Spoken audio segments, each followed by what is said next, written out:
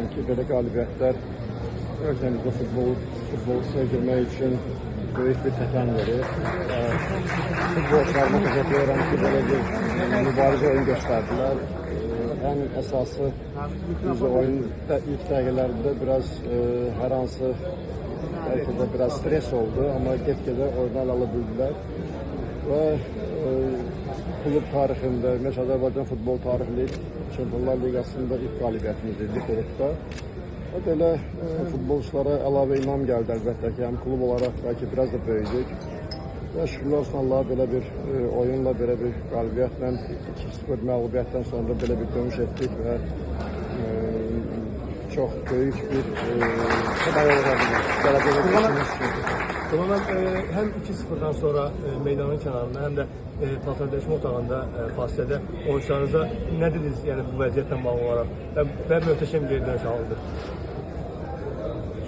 Bununla belə futbol elə bir oyundur ki, ümumiyyətlə futbol terminləri, futbolda hər hansı bir fikirlər demək olar ki, eynidir.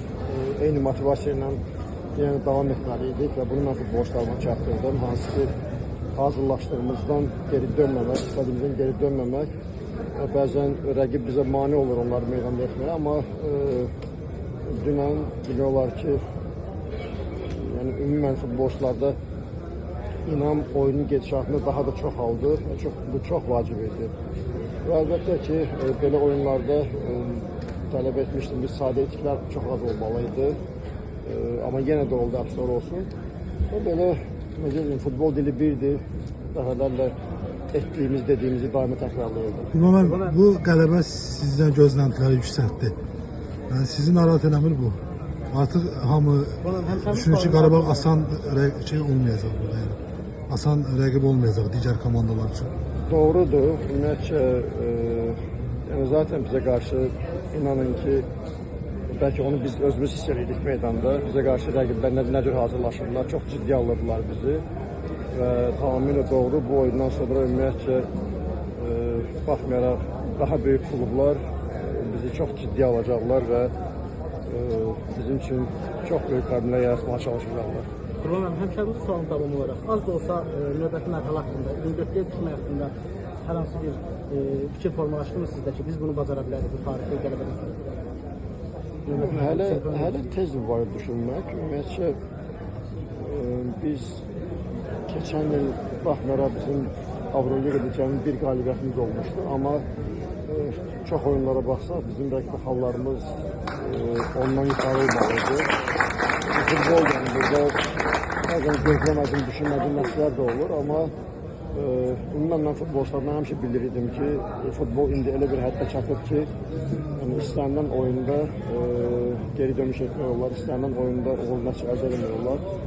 Sadəcə məsuliyyətli, diqqətli, yəni inamlı meydanda olmaq və belə inanıram ki, bu qalibiyyət qarşıdakı oyunlarda da əlavə güvən, əlavə inam verəcək və xeyirlisi çalışacaq ki, qarşıdakı oyunlarda da maksimum xavucu meydana çıxar. Qurban, oyunun sonlarına yaxın Yankovic sizə dəyəndi və çox əsəbli və gərgin idi.